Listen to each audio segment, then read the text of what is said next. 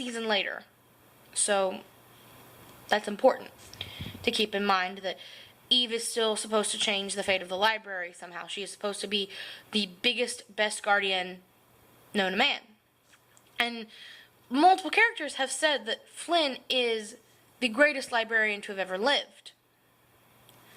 He is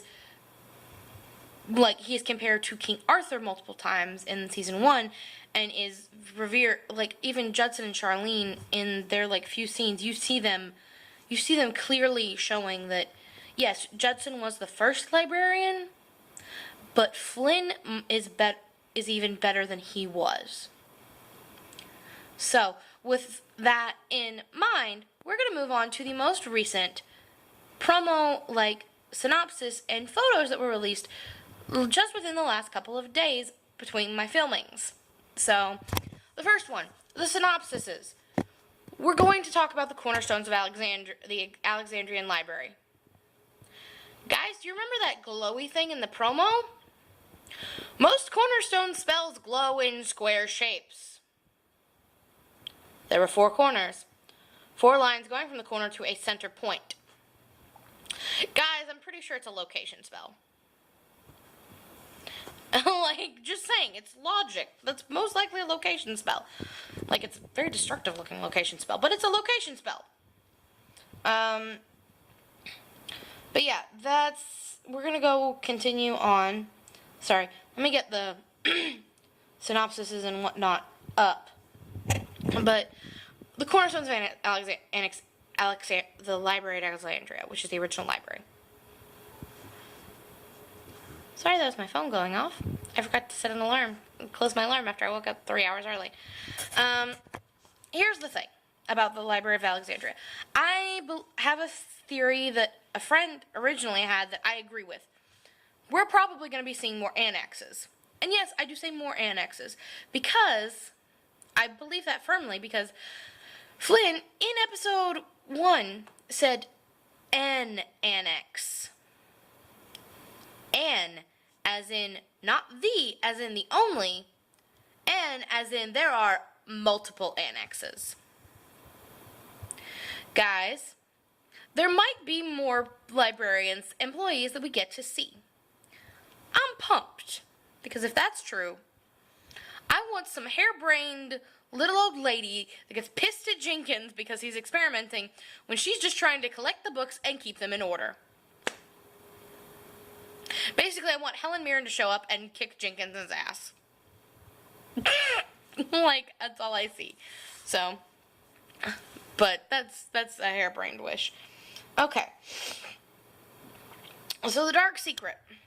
We do know now that that's Nicole's showing up. We're going to deal with the Vatican Church and the cornerstones of the library.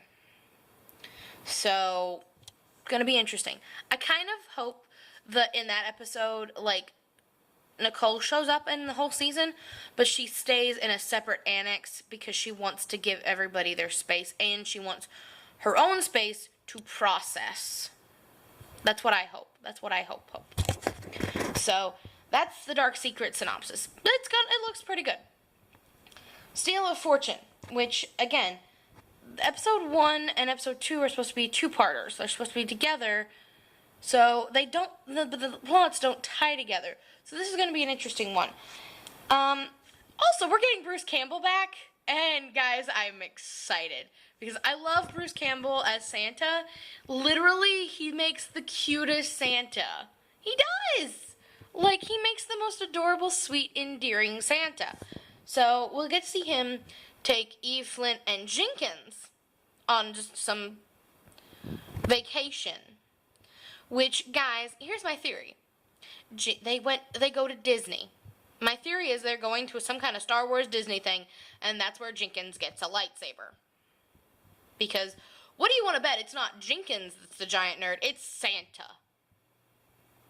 Santa probably has a wall of lightsabers, and Gretchen hates him for it. Not really hates him, but she, avoids the wall at all costs. It acts like it does not exist in her home, and is like, oh yes, this is my husband's workshop.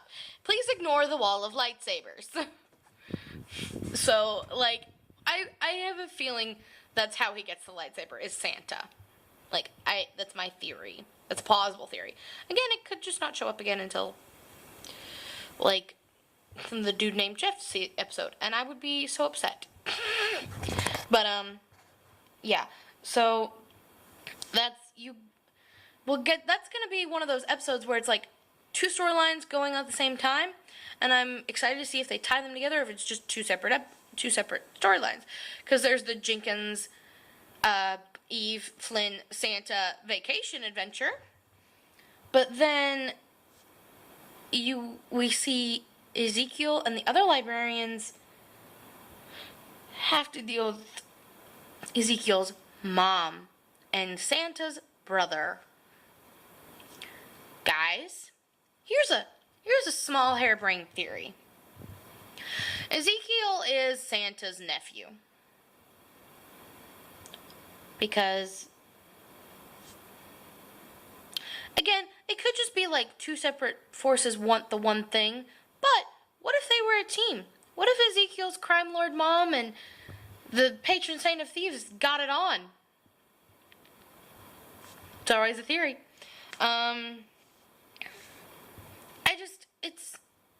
Also, she's stealing a magical door. Does she steal the back door? Like, first off, how do you steal the back door? Like, the thing is, that does not fit in the pocket. That does not fit in one's pocket. Does not fit in one's pocket, though. So, that's going to be an interesting episode. To see, she steals the magic door. We have to deal with the sleigh again.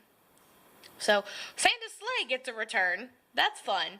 Santa's sleigh gets returned. I'm hoping that the Slytherin Brotherhood then is probably just completely dead, and Santa's just got all his stuff back, and Jake has now a room probably full of all those Deluxe antiques. It's good. So, there's that. Those are the synopsises.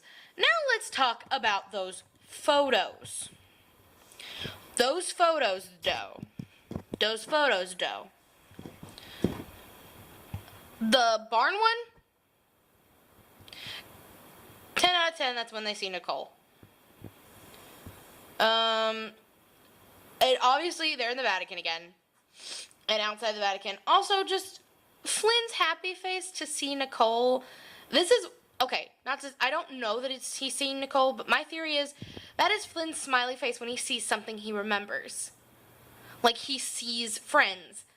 Like, if you look in the movies, that's the face he gets when he gets excited to see something. Like, when he sees Charlene or Judson in the middle of the Judas Chalice, like, he's got this goofball smile on. So, and he's got that goofball smile on in that promo pic, this promo pic. And he's just, my theory is he sees Nicole and he's just so happy to see his friend. Like, he doesn't see her as a girlfriend anymore. He sees her as his friend. Because he has a girlfriend, Eve, but who he loves unconditionally, like, without pause. So he sees it as, oh, look, my friend is back, she's not dead, look, oh. And Eve has this face of concern, because Eve is the group's, because the whole group, Cassandra and Flynn, for most positive, for, like, definitely, are the team's eternal optimists. They will only ever see the good in things. Like, yeah, there was that time that, like, during season 3, that Flynn had his time where he was depressed, which is why, like, and he was very pessimistic, which is why they had an invention, because it's not like Flynn to do that. Because Flynn, what is like Flynn is to be optimistic and see the good in everything and see all the possibilities. And sorry for all the movement, like, there's something biting me. To see the good in things. So, like, it's not normal for him to, it's normal for him to be excited about everything. It's normal for Eve to be cautious. Which is why I think she has that look at him in that photo, because she is worried. She thinks this is some trick to hurt her husband, basically, at this point. Her boyfriend's heart again. And she cannot take that again. Like, I do believe this is going to be the season where we see Eve at her most vulnerable, because she is not not because there's, another woman threat, is because she just this past season almost lost the man she loves. And for Eve to admit that this is a person she loves dearly, and then to almost lose them, is heartbreaking. Like, it's heartbreaking, you can see on screen, and I have no doubt that it is completely and utterly destructively heartbreaking.